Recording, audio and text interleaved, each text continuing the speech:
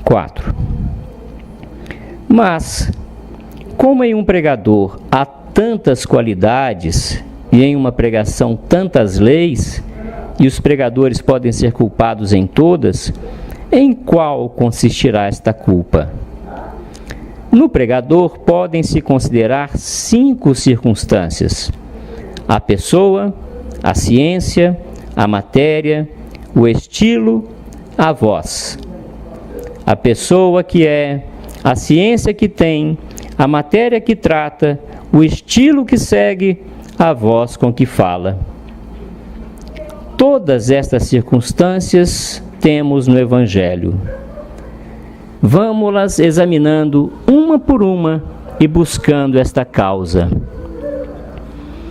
Será, porventura, o não fazer fruto hoje a palavra de Deus pela circunstância da pessoa?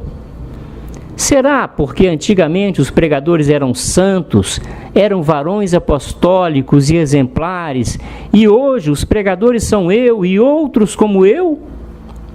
Boa razão é esta.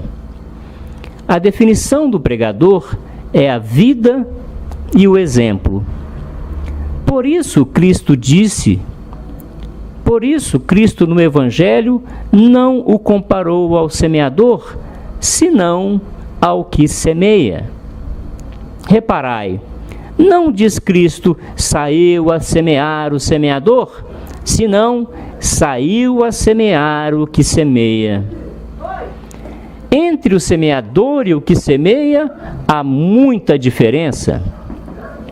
Uma coisa é o soldado e outra o que peleja. Uma coisa é o governador e outra o que governa. Da mesma maneira, uma coisa é o semeador e outra o que semeia. Uma coisa é o pregador e outra o que prega. O semeador e o pregador é nome. O que semeia e o que prega é ação. E as ações são as que dão o ser ao pregador. Ter o nome de pregador ou ser pregador de nome não importa nada. As ações, a vida, o exemplo, as obras são as que convertem o mundo. O melhor conceito que o pregador leva ao púlpito, qual cuidais que é? O conceito que de sua vida têm os ouvintes. Antigamente, convertia-se o mundo. Hoje, por que se não converte ninguém? Porque hoje pregam-se palavras e pensamentos. Antigamente pregavam-se palavras e obras. Palavras sem obra são tiros sem bala. Atroam, mas não ferem. A funda de Davi derrubou o gigante, mas não o derrubou com estalo, senão com a pedra.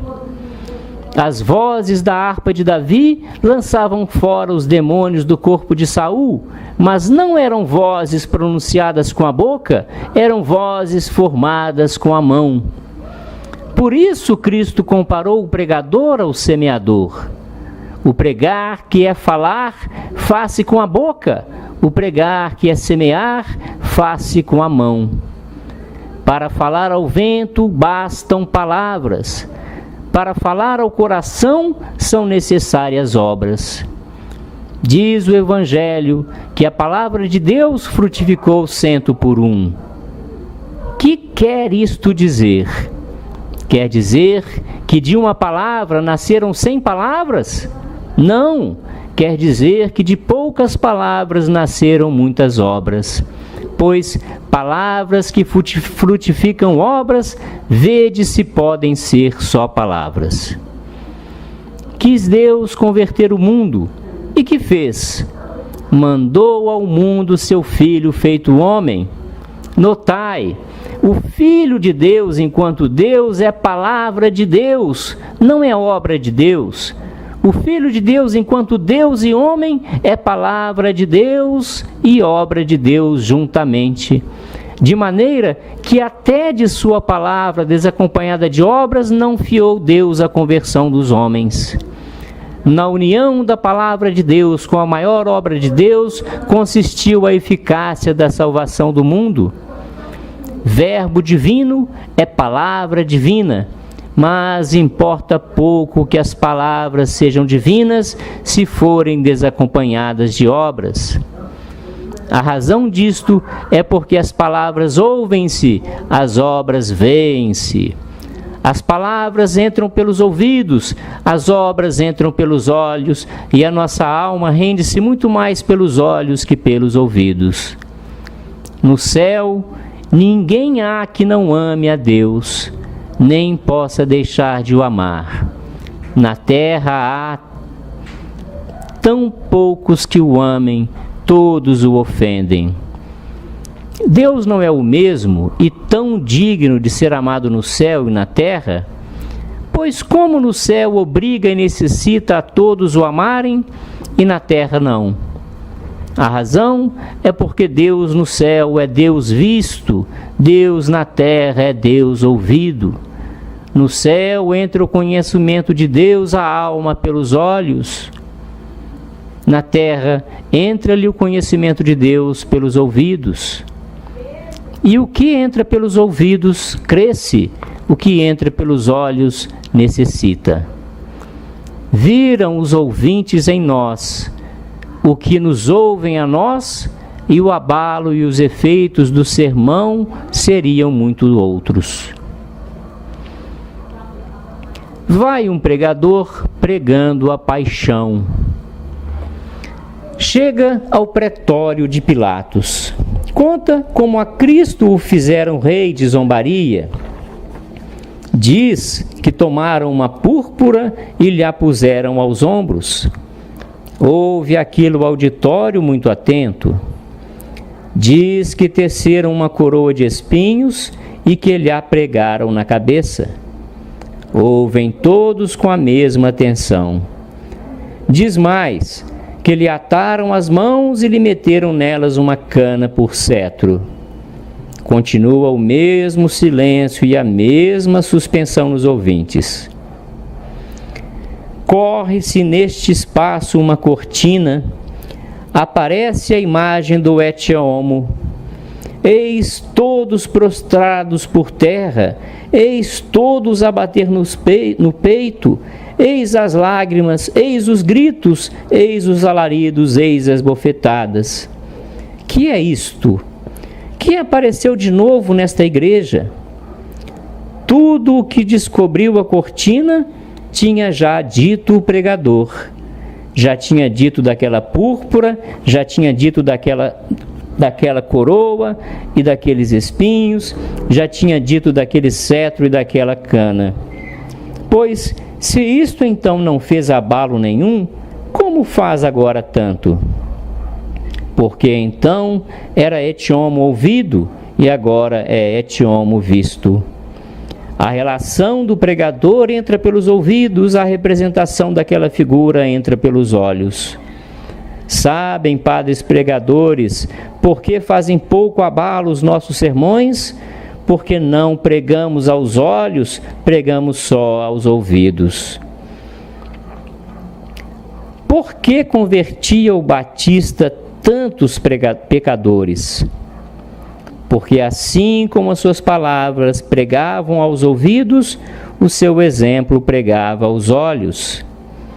A palavra do Batista pregava penitência. Homens, fazei penitência. E o exemplo clamava: eis, aqui está o homem que é retrato da penitência e da aspereza. As palavras do Batista pregavam jejum e repreendiam os regalos e demasias da gula. E o exemplo clamava: eis, aqui está o homem que se sustenta de gafanhotos e de mel silvestre. As palavras do Batista pregavam composição e modéstia e condenavam a soberba e a vaidade das galas. E o exemplo clamava: eis, aqui está o homem vestido de peles de camelo, com as cordas e cilício à raiz da carne.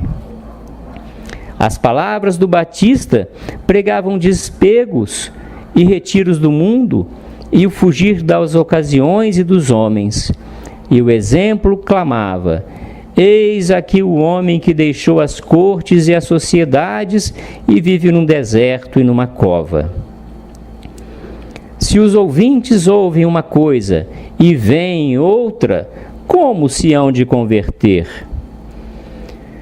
Jacó punha as varas manchadas diante das ovelhas quando concebiam, e daqui procedia que os cordeiros nasciam malhados.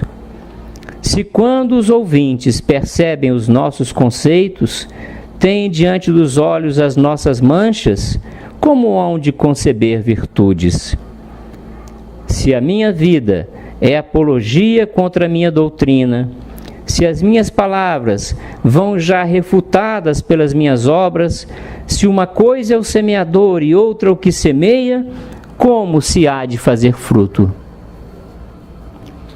Muito boa e muito forte razão era esta de não fazer fruto a palavra de Deus.